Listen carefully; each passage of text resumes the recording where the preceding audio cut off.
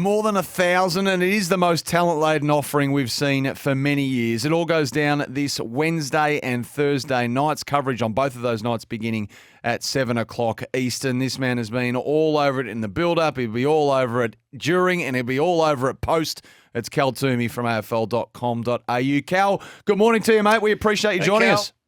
Good morning, Sam and Derm. How are we, guys? We are magnificent. How are you now? Because it's not long to go, and it feels like the build-up, even by draft standards, has been long and well documented. We've spoken previously, I think last time you were on, about the difficulty in putting together a phantom draft this year. Has that picture become any clearer in your mind in the last week or so? I'd love to say it has become clearer, but it's been pretty tight-lipped across the board this year. The Phantom Draft on AFL.com.au will drop later today, so we'll give it a crack. But it's a different year. Yeah, it's a different year, and it's like the perfect storm for unpredictability, really. A very even draft class, and players at the very top who've had injury-hit seasons. So we think they're, high-grade players that haven't been able to do it consistently because of different reasons. Some tools have come into this year that we didn't expect at the start of the year. And add to the fact that I think it's 12 clubs own the first 26 or 27 picks of the draft. So, it's like when there's multiple clubs, there's more games to be played, more cat and more mouse. So that's made it difficult. But I think definitely that the top sort of 10 names are as we all expect at this point. So, Cal, 9 weeks ago, the team that's had the least relevance suddenly becomes the most important team in the land, and that's the Tigers this year. Easy to beat during the season, so to speak, and now they have a chance to set up an entire dynasty. Yeah, absolutely, and it's a draft from heaven, really, isn't it? Because we know that they've got 1, 6, 10, 11, 18, 20, 23, 24, 8 in the first 24. Now, do they take all of them to the draft and use them all? I think they're going to get some significant offers for the last 4 picks, 18, 20, 23, and 24. I think they use the first 4 as it stands. And the beauty of this year's draft for them is that there is all sorts of different types and types of players in those different picks. So I think early we'll see them go for midfielders. We know they've been linked strongly to Sam Lawler and Finn O'Sullivan at the top of the pool, Josh Smiley as well as a midfielder, Bo Allen also in the mix. Then there's some tools that will come into it. Jack Whitlock, I think Job Shanahan will be in the mix for a couple of those early picks, Xavier Lindsay as well. And then at the back end, we might see some small forwards in that group as well. Jesse Tatolo is a chance and a couple of others. And then I think, pick 24 is the first pick of the second night, which traditionally, since there's been 2-night drafts, there's been a huge rush for those selections. So they could well turn pick 24, which will be 28 after bids on the night, into a future first-round pick. So they really can't lose, the Tigers. So if we have a look at, I suppose, drafts from the past, we've seen players, we've seen footage. Take last year, Harley Reid. We saw that he is going to be able to go. We recognise he's pretty well going to be able to go straight in. Are there players, as much as this is a super draft, called a super draft, are there players you believe will step straight into league football and have a meaningful impact? Yeah, there are. I definitely think that. And one of them obviously is Levi Ashcroft, who we've seen and known for several years. Yes, he's going to the premiership team, but he will find a spot pretty quickly and be able to have an impact. I think Harvey Langford as a midfielder will be able to do that. I think Sid Draper is primed to be that. He was one of the best midfielders in the sample for the last 6 weeks of the season after coming back from injury at the start of the year. So I think he definitely will be able to do that. Jagger Smith is lightly framed and lightly bodied, but I'm not putting it past him to having an impact next year.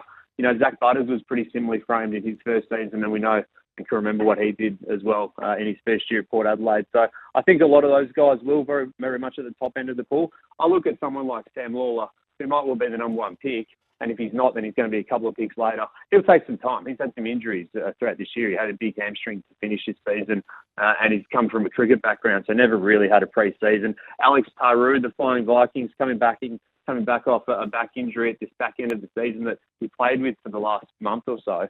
So wherever he goes, I think we'll tread lightly with him as well. So a couple of those more powerful prospects, I think, might take some time to be fully into it. But those midfield guys are ready to roll, there's no doubt. So over the two nights, of course, Cal, in the first round on Wednesday, a lot of the talk in the aftermath of last year's draft was just how many picks we saw in the first round, and the subject of a little bit of angst. How many picks do you think will be in and among the first round on Wednesday night? In the 20s? Yeah, I do. So it starts at 23. We'll see bids on Levi Ashcroft, so that'll make it 24. Isaac Kako and Leo Lombard, so that'll make 26. it 25, 26. And then I think as well we'll see a bid on Sam Marshall, the Brisbane Lions Academy player, probably at the back end of the first round. He's attending draft night. He's one of the 20 players who've been invited to night one, so I'd expect to see a bid come for him. So that gets it out to 27 picks, which, isn't quite going to be half of the draft, but it's not that far off. I think there'll be around 67, 68 picks in total this year, which will be a high. And given the last 4 years, there's been about an average of 62, I think. So it's a little bit higher than usual, but clubs have been constrained by list spots. Otherwise, I think they'd be keen to even use a few more. Given that we think it's going to be such a good draft, are there any that you look at and say, he could be a star, but he's going to be a late developer and he will need more time? Can we get some of, if it's so good this year, will there be some drop over into the rookie draft or even next season need to see another year of football under their belt? I think there will be those types. I always look at it as the pool and think there's interest in these players who are sort of 30 on, but then there might be 60 players who are a chance to be in the 30 picks. And then, unfortunately, for a lot of these guys, I don't see there being more than 10 picks in the rookie draft on Friday that are actually used on youngsters, because there's 16 players being redrafted by their clubs or thereabouts. So I don't think we're going to see too many faces within the rookie draft that are new to the system. So that's an issue. I mean, I look at the top end of the pool with them and think the guys that might take a bit longer at the talks, like Harry Armstrong has some serious talent. But as a young key forward, will we see him in the next couple of years a lot? Who knows? Jack Whitlock and Matt Whitlock, the twins, a little bit the same with them. And then Taj Houghton, the Sandringham Dragons prospect, he might not play him a lot next year at all after coming back from that knee reconstruction that he had mid-year this year. So the club that takes him knows they're taking the longer-term approach and banking on his talent. Cal Toomey is with us from AFL.com.au in the countdown to the national draft in a couple of days' time. And Cal, are we right to look at the draft order this year, particularly clubs like Richmond and North Melbourne, and assume it's going to be quite active on the night in terms of live trading? Yeah, I mean, North Melbourne's had picks on the table for upwards of 2 months, and no one's come with a really strong offer. Adelaide obviously has had interest in moving that pick, moving up from 4 to 2, using some future selections without touching their future first. So I don't think a future first will be in play there. But I think St Kilda's second pick would be a target from clubs. I think what we'll see mainly, though, Sam, is clubs trying to buy in with future first-round picks. So there's a stack of clubs armed with either multiple picks for next year, but also just singular picks, wanting to buy back into this year because they know the strength of the pool. And they see next year as being a little bit compromised already with academy prospects and father-son. So they think, well, let's tap into next year.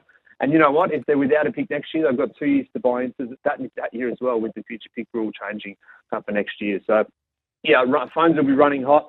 But I do think that at this stage, the top 10, I mean, the odds are usually in favour of the top 10 at this point staying as is.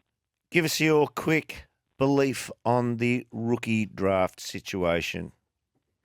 Yeah, I mean, I think there's just a rule that could be brought in that just makes it automatic, whereby a player like Harry Schoenberg or whoever it is, Jack Gunston, for instance, can be delisted and put onto the rookie list, but doesn't need to go through the 3 or 4 weeks in between of being in the limbo. So I think it could be an automatic box tick where Jack Gunston says, yes, I'm accepting of this. Hawthorn says yes, AFL ticks it off, and then it just becomes immediate and automatic rather than going through a draft process. Yeah. You better give us the lineup forgettable over the next few days, Cal, because you're going to be busy. Here we are. We've got draft countdown starting today, 9 o'clock till 11 o'clock. Today we've got a stack of clubs on. The recruiting bosses at Melbourne, North Melbourne, the Brisbane Lions, St Kilda is coming on as well with Sid Draper. We've got about half the competition over the next 3 days coming through in terms of clubs, and also about 10 or 12 draftees, coaches, player agents, giving us all the latest. So we'll have all the news there on afl.com.au. And then on the night, guys, AFL's Draft Night Live. We'll have every pick as it happens, all the reaction, all the analysis, all behind-the-scenes trades, who wanted who, There's lots of the draft these days, so we'll have it all. Huge. Now, I don't want to steal any thunder from your Phantom Draft. Just a quick one before we close. Levi Ashcroft, if he wasn't the father-son pick, would he be the clear number one, or he's just in the mix like all the others? No, I honestly think he's probably just in the mix like the rest. Yeah. I mean, his CV is extraordinary. 3 premierships in a row at under-18 level. I think the first to ever do it. But it also is a mix of these different type of midfielders. Some prefer the fast-footed ones, the smaller guys like Smith and Draper and Ashcroft's in that basket, whereas Langford and Lawler have the power and strength and can go forward, kick goals. So I don't think it's as clear-cut as that. I've had him as number one on my rankings, but it's been marginal. So I don't think it's an actual clear-cut number one, father-son or not. Cal, we know you're flat stick, so we appreciate you biting off a bit of time for us this morning and bringing us up to speed with it all, mate. Enjoy the week, and we'll watch it unfold over a couple of nights in a couple of days' time. Pleasure. Thanks, guys.